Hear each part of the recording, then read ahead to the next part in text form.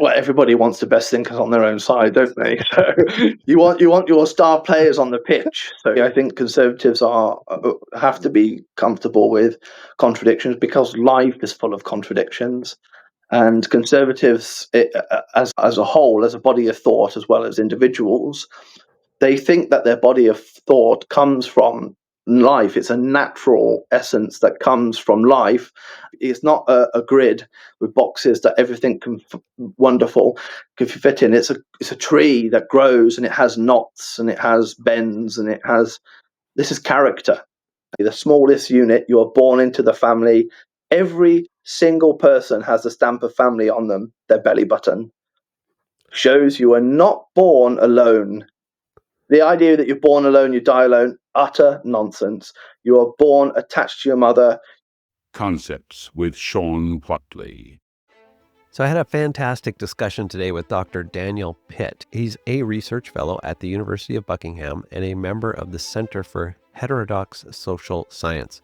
He's an author, a conference organizer, and a speaker.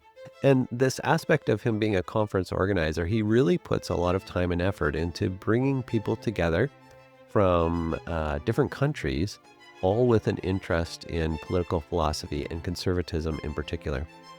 He's a co-editor of a book coming out called Intellectual Conservatism, and we'll mention it in the session, and we dive deep into one of his chapters. What impressed me most about Dan is that he has been able to take literally several dozen books on conservatism and books that authors have written to try to define what conservatism is. And he unpacks that all in the space of just a few pages. If we want to rescue a political philosophy that is something different than the status quo liberalism in which all of North America functions, including the conservative parties, then we need to dig deep into a political philosophy beyond liberalism. And I would argue that there is a very robust and attractive, and I would argue very fun, political philosophy within philosophical conservatism. So I hope you enjoy this discussion as much as I did. And thanks again for tuning in. And I should say, I've been saying at the end of the show, it really makes a difference if you subscribe to the show, no matter what platform you're listening to this on, whether you're listening to it on a podcast. Please hit like, subscribe, or share a comment, or if you're on YouTube, please subscribe. It really, really makes a difference overall. Again, thank you for listening. I hope you enjoy it, and let's get into it. Professor, welcome. Thank you, Sean. Thanks for having me. It's great to be on Concepts. Oh, it's podcast fantastic. That I enjoy listening to. Oh, now you've raised the bar. This better be fantastic. It was actually Dr. Horscher Ferenc who said, even in our email exchange, he said, you have to include Dr. Daniel Pitt. He's done so much work. And so really, he's your biggest booster, your co-author on this recent book. Oh, well, Ferenc is a gentleman and a scholar. He really is. Great scholar, written some great books on conservatism, great books on Scruton, Oakeshott as well. He's done work on just constitutional Hungarian thought. And it's a pleasure to work with him. I started working with him a few years ago, and we've worked closely ever since. He's a pleasure to work with. He really is. And he's really interested in trying to get people who are interested in conservative ideas together, which is something that I'm interested in, as you mentioned in the introduction about conferences, bringing people together. So that's something that we both share. Yeah, brilliant. And just before we jump into your chapter, which I really enjoyed, I saw you on another podcast, and you offered a brilliant story. We just have to get your mustache out of the way. You got to tell me about your mustache. Yeah. Well, I think the story you're referring to is when I took over a new module teaching a group of students, went through my spiel, and then any questions, and the vast majority of hands went up, and I thought, oh gosh, this is a keen group. So, okay, start with that one. And he said something about my moustache. And it's like, okay, answered it, nicely, and then moved on, loads of hands up again. Next one about my moustache. So I said, okay, could everybody put their hands down if they if their question is about my moustache? And everybody's hands went down. So, but I honestly, I get some interesting stuff about it. I asked if I'm French because I've got a moustache. I have also some of my friends, friends of my children, they're 6, 4, and 3, come up to me and say, "Are you a chef?" Why do you ask me I'm a chef? Because chefs have moustache, supposedly, and so on. And it's just, no. Yeah. Oh, that's brilliant. I love that story. And so, what I'd like to do over the next little bit is to jump into your chapter. This is a chapter from your book that you've co-edited with Ferencz, Intellectual Conservatism from Burke to Scruton. And I don't want to compliment you too much on your chapter because I don't want to embarrass you. Maybe I'll start off with a criticism. So I thought that the only thing I didn't like about your whole chapter was the title. I thought the title was it would not it betrayed what was hidden within the text, and the title is A Substantive Framework for Conservative Constitutional Goods. And so although it's accurate, it really should say something like a brilliant summary of what it means to be a conservative, blah blah blah. Yeah, so, yeah. let's jump into this first few pages. And again, you've been able to summarize several dozen books on conservative thought, and you do that so that you can set up your argument about 7 principles. And so I wonder if we could just go through this methodically. You open it with the heading Comprehending Conservatism, and you mention Proto-Conservatives. Could you make a few comments about that? Mm. I think the chapter, the heading is the reason why editors should always choose the title of the work. So I think that encapsulates it pretty well. Um, Weaver, ideas have consequences, of course, was chosen by the publisher and not by Weaver himself. So I think there we go. So my my title is another reason why publishers and editors should choose a title. Yeah. So what I try to do is that I try to show that conservatism is a complex concept, and try to define what it is. And in the literature, and in a way that Ferencz and I in our book, by starting with Burke, are trying to say that usually conservative thought is seen as starting with Burke. Of course, Burke was influenced by a tradition already, so there was already a tradition there. And so you could say that after Burke, there was more of a systematic or at least self-conscious conservative thought. Well, before that, we can call people like Dr. Johnson, Plato, Aristotle, Richard Hooker. These people have referred to as proto-conservatives or conservatives by chance, because they are making conservative arguments. They're using conservative premises. They've got a world view which we would easily be able to say that's conservative. But of course, they wouldn't see themselves as conservative because that label wasn't used until 1818 in France, and then it came over from France into English, and it was then utilised from there on. So that's what I mean by a proto-conservatives, is that you can go back further than Burke, and to people like Richard Hooker, John Fortescue, John Selden, and so on, and you can see conservative ideas already there. They just wouldn't be referred to as being conservative. Yeah, brilliant. And I believe Yoram Hazony in his book says Burke didn't invent conservatism in the sense that it was something new. He was speaking to a long tradition that already existed. So he certainly aligns with what you're saying there. And so Absolutely. He cited, for example, Burke was citing people in his book, in his work, and he cites them. So if you go read Reflections even half closely, you see that he's citing people to bring his evidence and his work forward. So Burke hasn't invented anything. I think is what is more self-conscious. It's more of a, even though Burke is not particularly systematic, because of course it was originally a letter, and then thickened up. It's not a systematic treatise, but you can see the influence of Burke and his citations, who he cites, is there. That it's not. It's more systematized, really. Even though perhaps people would not be happy with that term, but that's more explicit from an implicit to more of an explicit jotting down of what conservatism is. Yeah.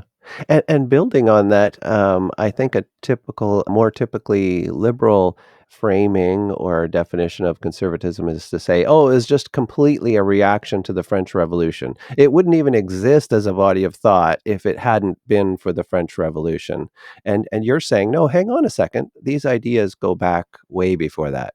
Yeah, I don't take that as true, that there were conservative ideas long before that, and conservatives have advocated things as far back as you could say that the ancient Greeks have at least conservative thought, premises, worldviews, etc.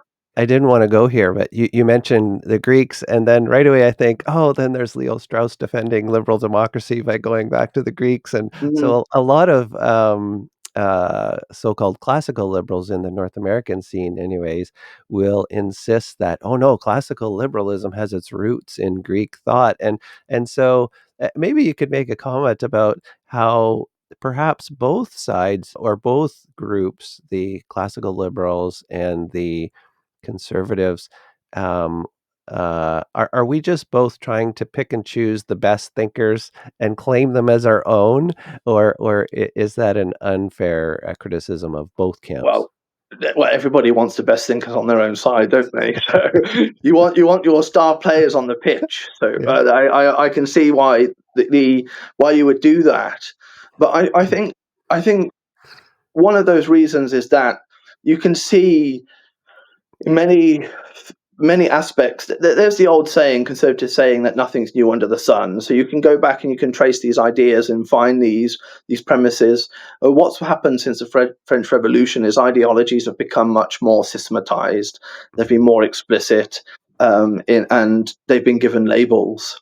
And when that happens, that you can then deep dive into them and scrutinize and look at their antecedents and see how much there is and is not within certain thinkers. Yeah, brilliant. So getting back to your chapter, the next section you title it, "Is There One Conservatism?" And I hadn't seen Andrew Vincent's breakdown here of this 3-part breakdown. He says there's a historical nation-state conservatives, chronological conservatives, and then conceptual conservatives. And then he breaks that down. Is there only one group of concepts, or there are schools of thought? I found that heuristic extremely helpful, and I wonder if you could just dilate on that a little bit. Yeah, that heuristic is really useful. I thought that Vincent's work there was extremely useful for me to framing this section. So essentially what you say, the first one, nation state, so there's Finnish conservatism, American, Canadian conservatism, British conservatism, and Hungarian, and so on. So that's the way that you should be thinking about conservatism if you're using that type of framework. The chronological one would be like P-Light, Disraelian, Salisbury, and then you would come right up to today and say there's a Badenoch type conservatism, or choose whoever you may, a Trumpian or whatever it may be, and then the last one is then more schools, the conceptual schools of thought. So you would have things like libertarian, romantic Tories, liberal Tories, red Tories, etc. So then you have different schools of thought, and these are the three Vincent argues, which I think is quite persuasive, is that you can see in the literature or in how conservatives and also people who are not conservative studying the topic seem to go at it. I think that this is a good way of analysing conservatism. Couple of things, difficulties with those, is that the idea of that is chronological, that it supersedes the other one. So as soon as you move from one section, Disraeli conservatism, that's no longer true. That's gone. That's falsehood now, because it's been superseded by the next one. I think that's quite hard to argue that that's correct, because we are persuaded and influenced by different people at different times, and people come in and out of vogue. Lord Salisbury, of course, was in vogue when Roger Scruton set up the Salisbury Review, named after him. So Disraeli seems to be always in the conversation. Derby, who was the longest Conservative Party leader, 22 years, hardly everybody refers to him at all. And then I think the conceptual way of studying it is quite useful, different schools. But then that comes up with a problem, that is there actually just one conservatism, which then we interpret differently as different essences, and that's why you have differences? Or is it because it is nation state that the Canadian will be different from the American because of its history, because of its culture, because of its ties, because having the crown still compared to not, being loyal to Britain and not, and so on. So I found this fascinating way of diving into this way of conservatism, which happens a lot. That you still have people say, I'm a one nation conservative, or I'm a red Tory, or I'm a libertarian, or I'm a classical liberal, if you want to extend it to liberals as well. So you can see that this happens in everyday talk. Yeah. No, I thought that that structure was very, very useful. And just to be clear, I think it was Jonah Goldberg in the States who, okay, we'll call him a conservative. I'm not sure what label we'd put on him, but anyways, he said one of the distinguishing features is a comfort with contradiction. And so go ahead.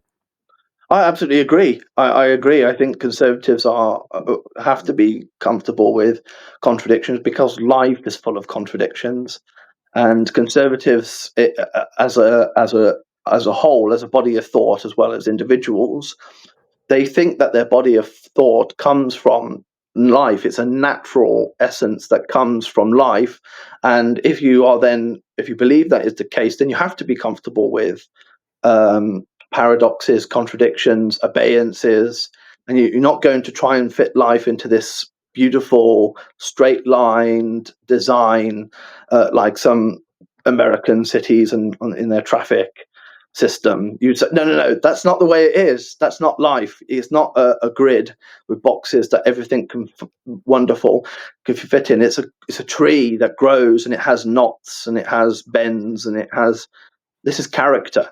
And conservative thought has to be able to not just incorporate that, but it's purely in its essence. Yeah. So beautiful comment, and you're ruining my plan, Professor. You've jumped ahead to your principles, and that's the first one on your principle, organic nature of society. So let's put a pin in that. We're going to come back to that, because it's a crucial comment and central to your argument. So I'm glad you introduced it now. But with your permission, if we could, I don't want to leave this beautiful section, these few pages. You then talk about a really, I would say, equally important distinguishing structure or framework. This difference between ideology versus disposition versus way of life, and conservatism has been criticized as just, quote, organized selfishness, end quote. So can you dilate on ideology versus disposition versus way of life? Yeah, so that this is a really tricky part. I think I even call this a tricky exercise in the book. That the conservatives have tried to define themselves in many ways, or conservative thought has been defined in many ways, and you've got the conservatism is a disposition. So this is one way of defining it, and you can in this way, conservatism can become procedural. Essentially, it becomes a defense of the current status quo, and therefore you can have this odd experience where conservatives can be defending things that you would, based on principle, would not be conservative. In the 1980s, the term conservative was used for people in the Soviet Union who wanted to keep the Soviet Union as socialist, which you could say that's okay. That's just a bit that we should just dismiss that out of hand. And I think that is wrong, because that it's not, conservatism is deeper than that. It's deeper than that. It has a philosophy. So ideology is where is a difficult word. It goes right back to the 1795, where ideology originally was argued that it was meant to be a study of the ideas, a scientific study of the ideas to help improve the public mind. And that has massively changed over time, or depending on whose hands it's in. So if it's in Oakeshott thinks that ideology is a rationalist, someone that tries to over-rationalize, try to put blueprints, a priori notions. Essentially, you can pull out history, you can pull out culture, you can universalize, and you can say this is the world as it is. If you just implement this worldview or ideology, we will solve all the problems. You can put it all into nice one ideological box. Well, Marx, of course, thought that this ideology was the ruling classes ideology. Gramsci also built on this, the structure, superstructure stuff. So they would have the ruling class imposed the ideology onto the working classes. That's why we don't rebel, because we've got all this ideology in our minds. Conservatives have been accused of being ideological too, that it's just an ideology. But usually it's the problem there is the confusion between ideology and philosophy, between the two. That the idea is that you cannot philosophize, have principles without becoming ideological. It's a confusion that people make. An ideology is something that tries to explain the whole world, universalize it in one theory, and it captures the whole of life. Well, conservatives will never say that you can do that. Life is far too complicated to say that conservatism could capture the whole of life for you. It can't, and it won't. So you can still philosophize, though, and say, what's the human being like? What's human nature? Is it the same across time? Does it change across time? What's knowledge? Epistemic arguments like Hayek argues for the rule of law, especially common law in particular. Conservatives can then have arguments about and philosophize about the type of architecture that we should have. But what they're not trying to do is to provide one rational, systematized, abstract theory that you can just go, there you go, like Marxism. Here you go, here's Marxism, pose it on the world, and everybody will be happy. Of course, the complete opposite is true. Yeah.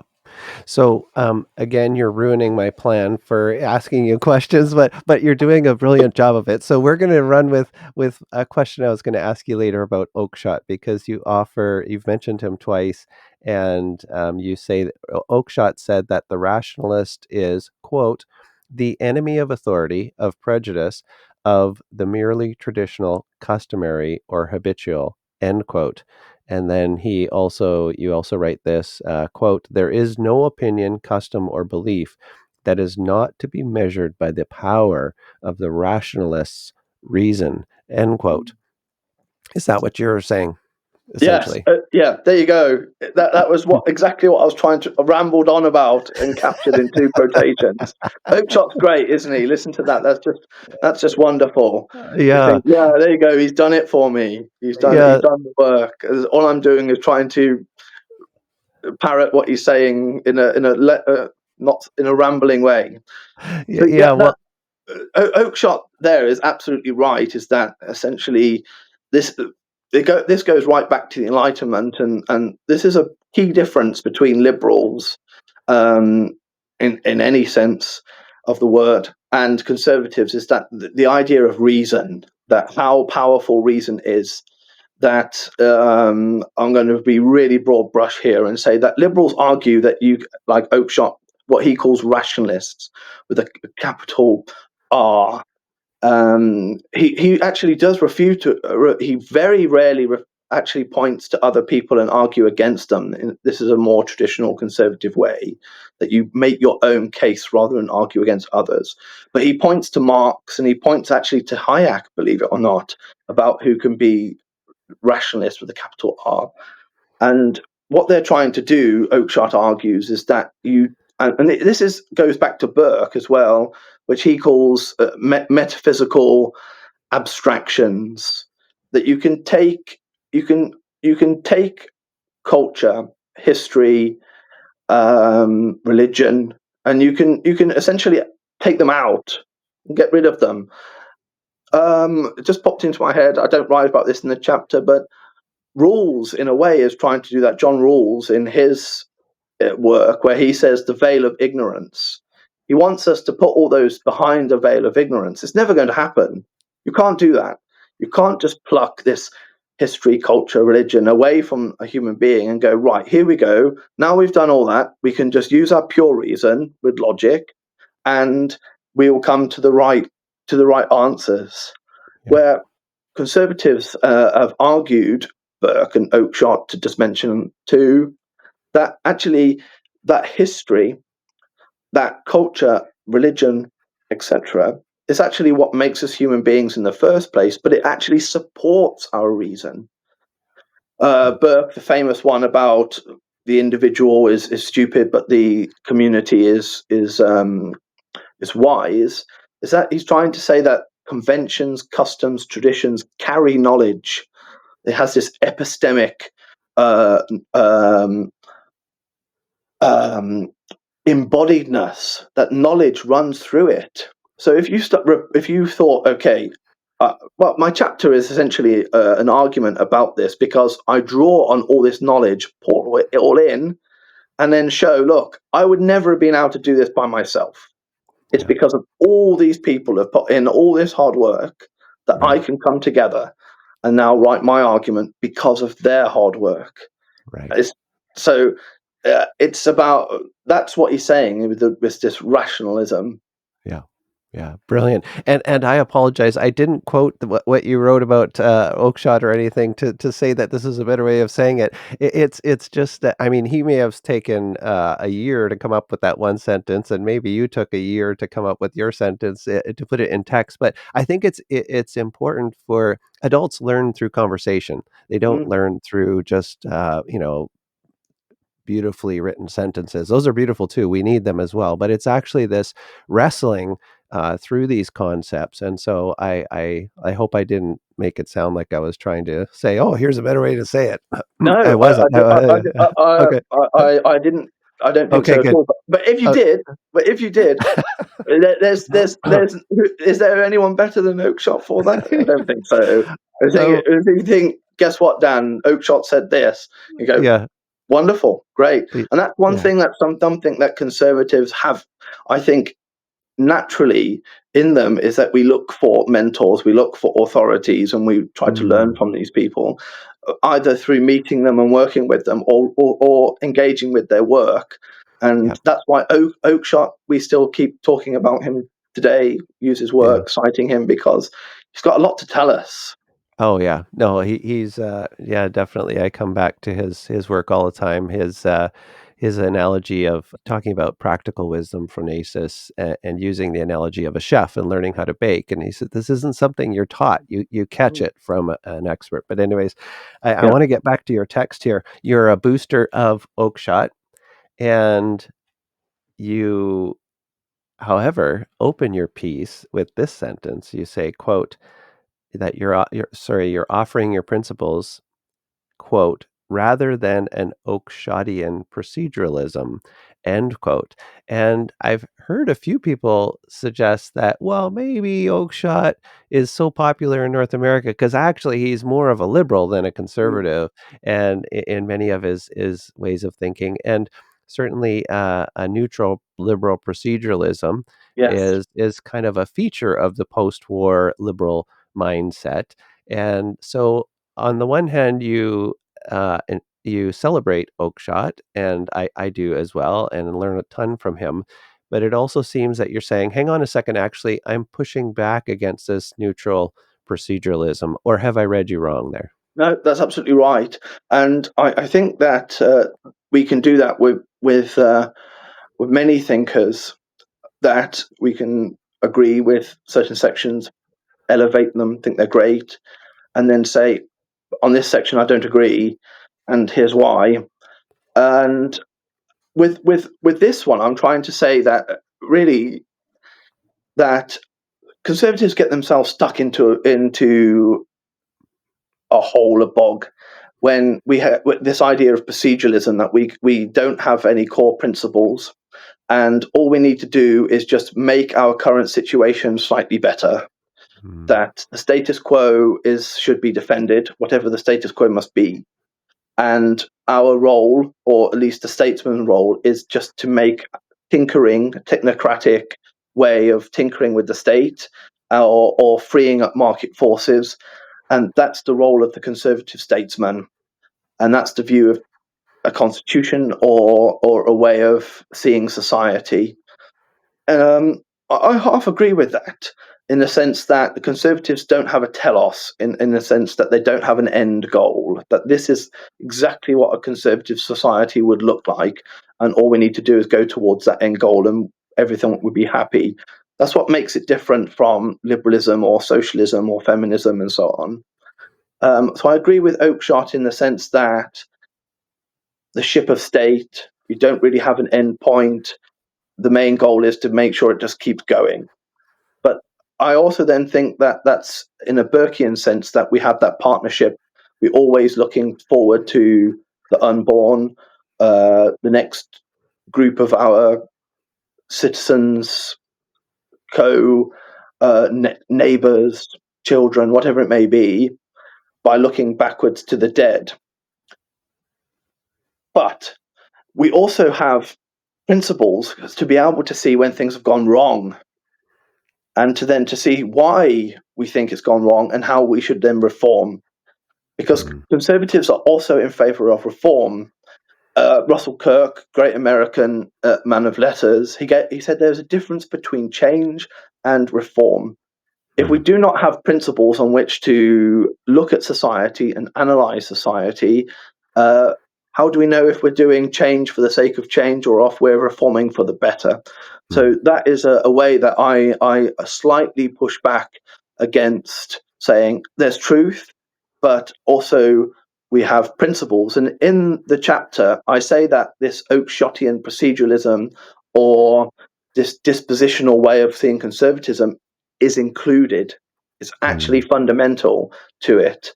The familiar to unfamiliar and so on. It's fundamental, but there's more. That's not it. There's more. And conservatives, going back to Lord Hugh Cecil in 1912 in his book, he distinguished, my view slightly different, but he distinguishes between natural conservatism, which is this disposition of status quo, and what Oakeshott argues, familiar, unfamiliar, present laughter to utopian bliss. But there's also a different conservatism, there's political conservatism, which he then connects to the Conservative Party. But I want to broaden that out and say, no, there's also a philosophical conservatism. We actually, when we get into it, we do have philosophical views of the world and the human being, society, the economy. We do, even though sometimes we don't, as a conservatives, we don't like to express it and say it is a philosophy. Yeah. So that's what I was trying to get at. Yeah, brilliant. And even your last few comments make me think of, and I think you probably referenced him in your chapter as well, Bagehot's conservative of enjoyment, fear, or reflection. And you're really saying we need to do some reflecting, even though there's definitely those other two buckets that exist. Yeah. Exactly. Yeah, that's a really good way of looking at this. Conservatives of enjoyment, that they just Mm. love life, they enjoy Mm. it, and they're conservative because of that love. Really powerful. There and what I'm trying to do is to say that we also need that conservative reflection. It'll be small, a small group of us, and it always will be in any society. Yeah. But it's important. Because ideas are important, ideas matter. Yeah. As I went right back to the beginning with Weaver, and conservatives have neglected that aspect, even though we've got this long tradition. It goes back. Russell Kirk, for example, he argues that American order, which means Canadian order, which also means British order, essentially the West order, goes right back 3,000 years to Jerusalem, Athens, London, of course, and so on. And conservatives, the left, put much more focus and emphasis on what has been termed intelligentsia politics. And conservatives don't put as much emphasis on that. And what I'm trying to do is to try and show, actually, we do have ideas, they do matter, and conservatives have to take interest in them. Yeah, brilliant. So we've spent half an hour setting up the argument for your argument, which is great, and I think this is the brilliance of your chapter. No, seriously, and so you've set up the case for why you would dare to offer 7 principles, a list, even though some authors, Sullivan says no, we can't have any list at all, Yeah. and you preface your list by saying this is not a Google map. It's a, quote, lightly sketched territorial map. And I won't read the whole list of principles. We can at some point if you want, but just in before we zoom in on them a bit, the comment about the Google map, the territory versus a lightly sketched territorial map, is a comment about knowledge or epistemology. And when Yes. you look at your list, 4 out of the 7 are comments about epistemology: skepticism of human reason, suspicion of grand narratives, historical empiricism, wisdom of the generations, tradition, custom. Now, you also mentioned a telos, where we're a trustee, so, or maybe that's a praxis, we could say. Yeah. And you also mentioned the actual nature of it, ontology, if you will, and organic nature. But you really have a number. I would say the majority of your list are epistemological comments. So, Professor, is this then what you're trying to say, that the uniqueness of at least your vision or your understanding of conservatism really centers around our knowledge, where it comes from, our ability to know? So really it's a statement of epistemology more than a lot of other things. Or have I read you wrong in that No, list? no, you've read me absolutely correct.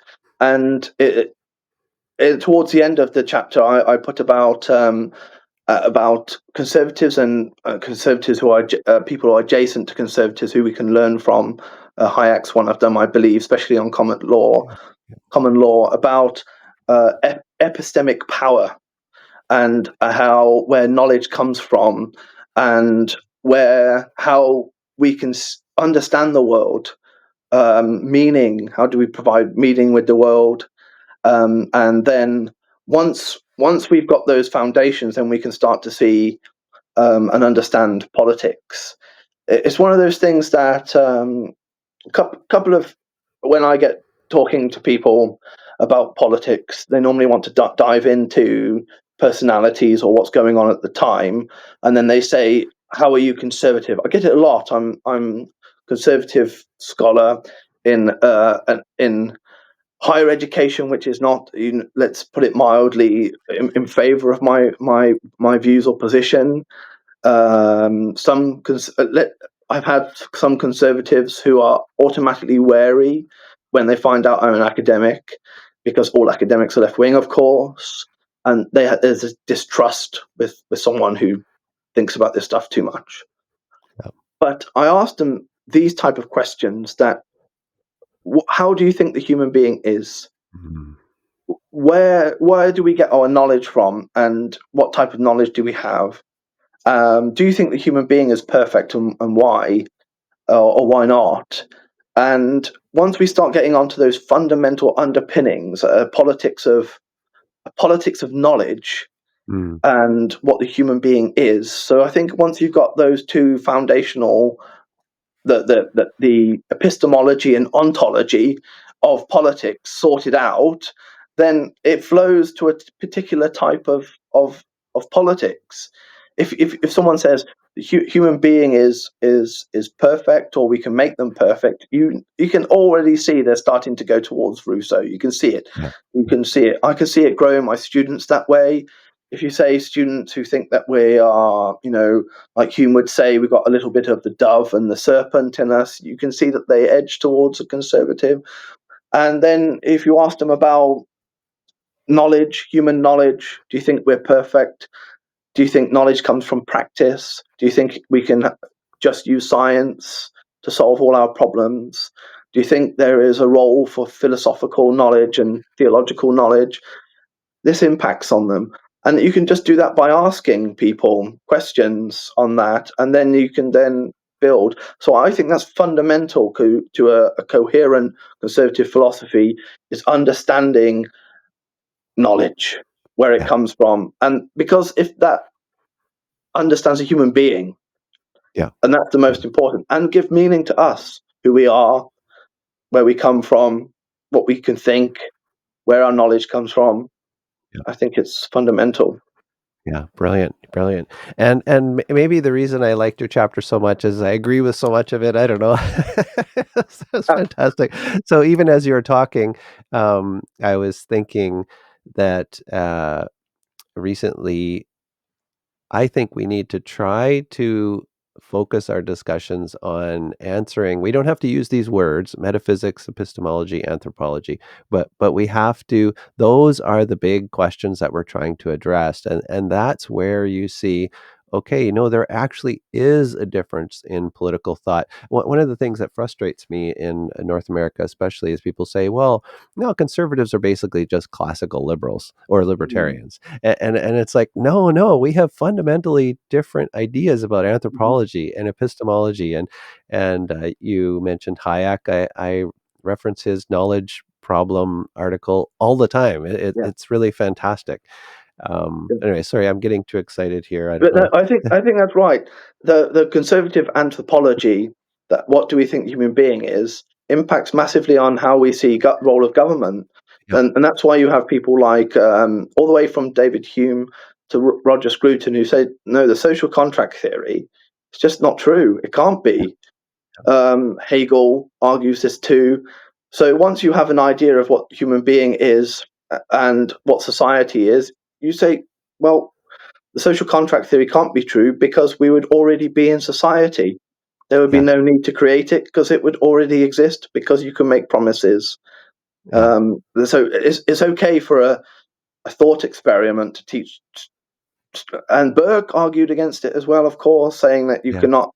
cannot put this contract in a time slice. You're cutting out two of the most important elements of any partnership, which is the dead and the unborn. Yeah. It's like the old joke, right? Let's assume a can opener, right? Have you heard that? Yeah. Anyways, Go I don't on, want to. tell her. Well, oh, okay. So I'm not sure I'll get it right, and I'm terrible at telling jokes. But what do we have? A physicist, an economist, and a physicist. See, I'm going to ruin the joke. I won't. I'll let it. I know the punchline is let's assume a can opener. Yeah, let's assume that we've got it. I'll edit that chunk out. Getting back to your list, you start off, and I love the way you reference T.S. Eliot on his comments on the mechanical versus the organic. And the first principle that you offer is, number one, we need to acknowledge the organic nature of society. And you've made some comments on this already, but I wonder if you could expand on the difference between, Eliot's concept of the mechanical versus the organic. Mm. So Eliot in 1955, he addressed the Conservative Party, which is very interestingly, and gave a talk about this topic area, and it was published by the Conservative Political Centre. And in that, he provides two ways of thinking about politics. One is the mechanical, in other words, that the abstract premises that you can have, whatever it may be, and you start from there. That's where you start from. But like Marx, you can go and sit in the British Library, you can just pontificate, come up with these principles, and then say, right, we've got our political doctrine now. Let's get out and make the world in that way. Eliot calls this a mechanical way of thinking about politics, and he contrasts this with an organic way. Essentially, you've got, again, there's this history, custom, practice, actual political practice. And the great minds and thinkers go back and then look at what they did. And in a way, that's what I do in my chapter. That's the approach. I look back at what's happened, what's the great minds, what's the philosophers said about what's happened, and we can then create these principles like I have, based on the things that are the permanent things, as what Eliot would said, and which was, of course, made even more famous by Kirk. We can look at what's the permanent things rather than the transient stuff that we can just get rid of. That every political party deep dives into some issue that 10 years later nobody's talking about anymore. So how can we do that? Then we look at the permanent things, create some principles, and then look at politics that way. So I'm hugely influenced by that speech by Eliot. It's one of the biggest influences on my way of thinking about politics, to think that it's a historical looking backwards to the great things that people have said before. It's practical, but also it's because we are future looking, that we are going into a future that is dark to us, of course. Our light is facing backwards, like Virgil or something like that. I can't remember exactly. But so we're going it forward into the dark. So we need to look backwards into the light to be able to see what's the best that's been said, what's the best that's been done, like Arnold in culture. Yeah. I think that you referenced the title of that speech or book as Literature of Politics from 1955. Yeah. That was it. I was going to say poetic, so I'm glad that you said that. I'm glad that you. Well, hopefully I've written it down correctly, but You have. You have. Okay, brilliant. Well, I wasn't going to. I wanted to spend more time on your list, but you mentioned looking back, and you shared a paper with me that you wrote this spring, looking at the constitutional rhetoric of the Conservative Party, which I thought was brave to do in the first place, to even think that they're. Anyways, I betraying my own bias against the lack of ideas within. Capital C conservative politics, but you do this, and you do a good job of it. It's called Constitutional Rhetoric, and you're looking at it from Major to Johnson. Did I write the? Yeah, I think I wrote the title down correctly. And you talk about the difference between ethos, pathos, and logos, and you say that we're really emphasizing pathos. Can you just expand on that a little bit over that 20-year period? So Aristotle gave us these three to be able to look at rhetoric. Originally, so I diverge here. That's normally for speech, and I look at the written word. So I look at the written word. So that's a slight innovation. I know that's very naughty of me to do so. But what I was trying to see is that, and this is actually disappointing, this result. So this is where I show that I'm a good scholar, because I wasn't going into this thinking that the Conservative Party would do a bad job of defending the Constitution. because I come from historical, I always look at the history. So I always thought, right, the Conservative Party in Britain is the party of the Constitution. Mm-hmm. So I looked at Major to Johnson in the studies, and I tried to look deep into how Conservatives of the present defend the Constitution. And because in Britain we went through this big Tony Blair revolution, New Labour, so set up a Supreme Court, devolution, parliaments in Scotland, Wales, Human Rights Act was created to bring in the European Convention of Human Rights into the British Constitution. So it really twisted it out of shape, the British Constitution. So during this period, I want to see how the Conservatives thought, how should we undo this once we get into government? That's not what I found. What I found was that the Conservatives hugely struggled, and they mostly used pathos, which is is emotive. So call the New Labour's things like vandalism. But of course, if you call it vandalism, you would have thought that if someone came along and vandalized my house, I would have a strategy to undo the vandalism, even if it was just soap and water. I wouldn't leave it on. So this is the thing, that this is what I was going back to. I didn't touch upon it in the article because I've written it elsewhere. But if you have this constitutional proceduralism, this Oakeshottian, because it becomes the status quo, Conservatives must conserve it. But if you are then saying, right, the vandalism's happened, the graffiti is scribbled all across my house, but because we're in favour of the status quo, we have to conserve it. So this is the fundamental problem that I have with this Oakeshottian proceduralism, that we just because. And the problem there is that Conservatives forget that we say trial and error. Things come in with trial and error. So we can do things that go wrong. When things go wrong and we've seen it's been an error, we can actually reform it. That doesn't make us, we want the status quo anti, not necessarily. It doesn't make us reactionary. We tried this, we had a trial, it went wrong, it requires reform. Mm-hmm. And so this is what I wanted to look into and see what the arguments were there. And the paper essentially argues that the Conservative Party have struggled deeply in constitutional issues since 1997, since John Major, right up to Boris Johnson. Yeah. And I said 20 years, it's more like 27 years almost 30 years that you're looking at. And your quote about Tony Blair, you say, quote, that he did, quote, the most far-reaching radical reformer of the Constitution since Oliver Cromwell, end quote. And so you've again anticipated where I wanted to go with my questions.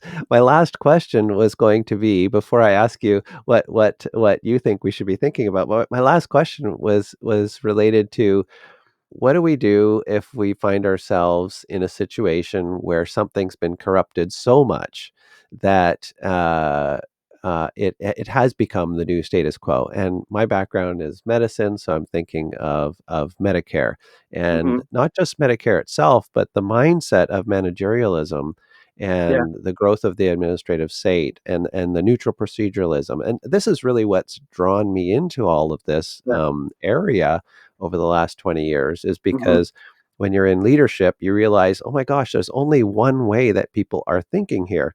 And so I think you've not only anticipated my question, but you've anticipated the answer by saying we need to emphasize trial and error. And so I'll modify my question a little bit then and respond to your trial and error comment, which I think is brilliant.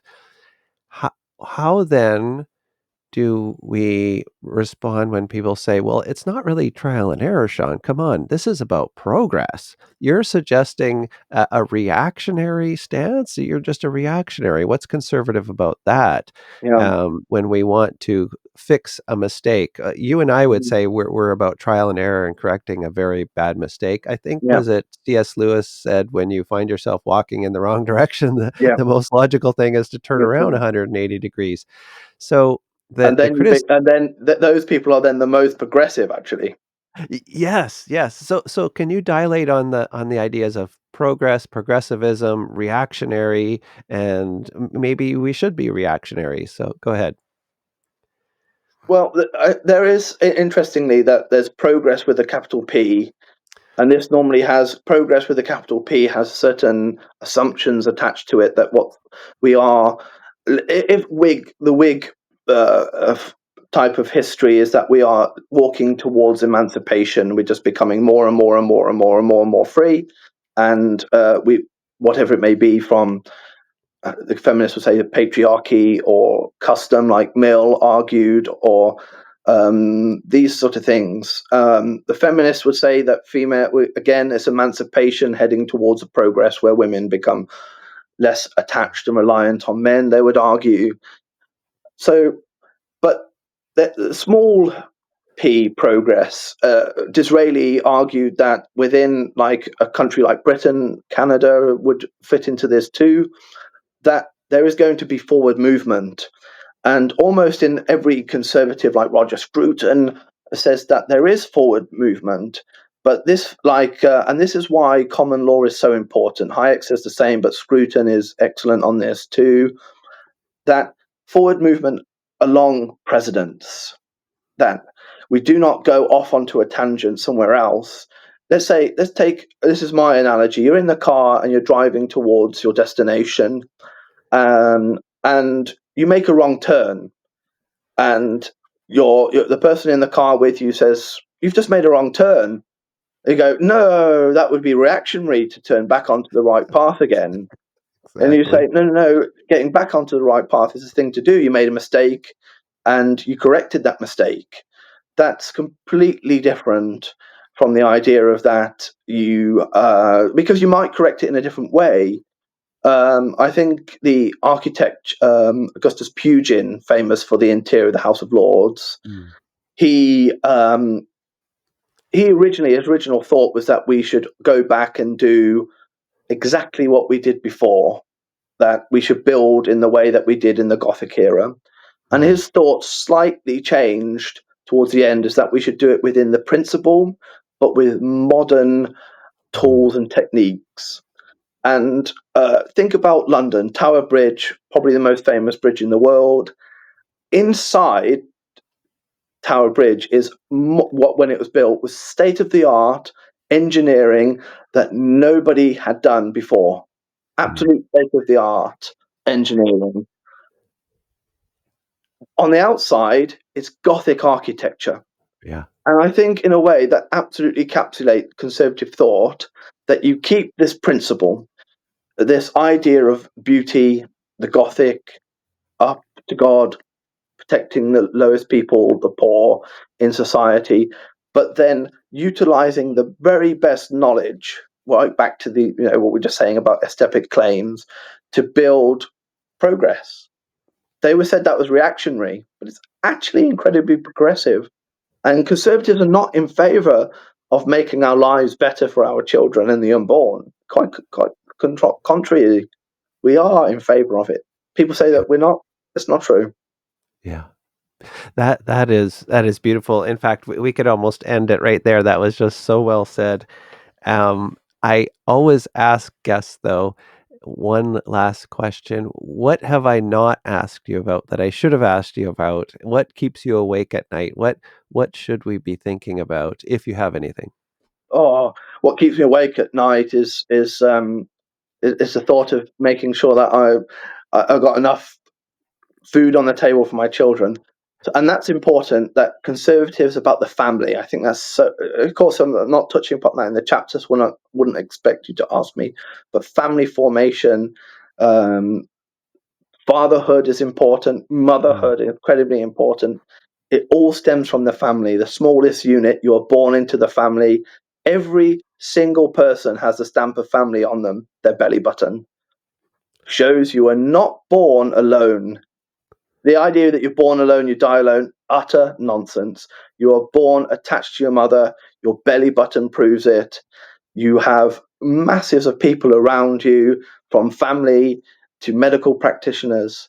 And actually, you are born with the stamp of your mother, but the stamp of God on you. So I think that's what we should be worrying about, and making sure that family formation and the understanding of family and where the individual comes from the family rather than the individual creating family are fundamentally important.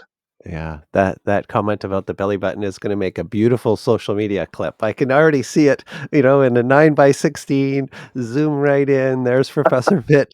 That is just beautiful. What a great way to end. And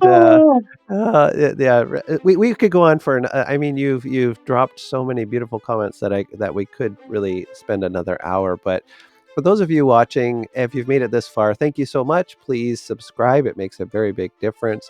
Make sure you watch for this book coming out, Intellectual Conservatism. Also, Dr. Pitt has edited another book with Professor Blonde. That's worth checking out as well. And yeah, there it is right up there on the screen. And Dr. Pitt, thank you so much for making the time today. It's been wonderful. Thank you, Sean. My pleasure. I really enjoyed it. Thanks for inviting me. My pleasure. Have a great day. Thank you.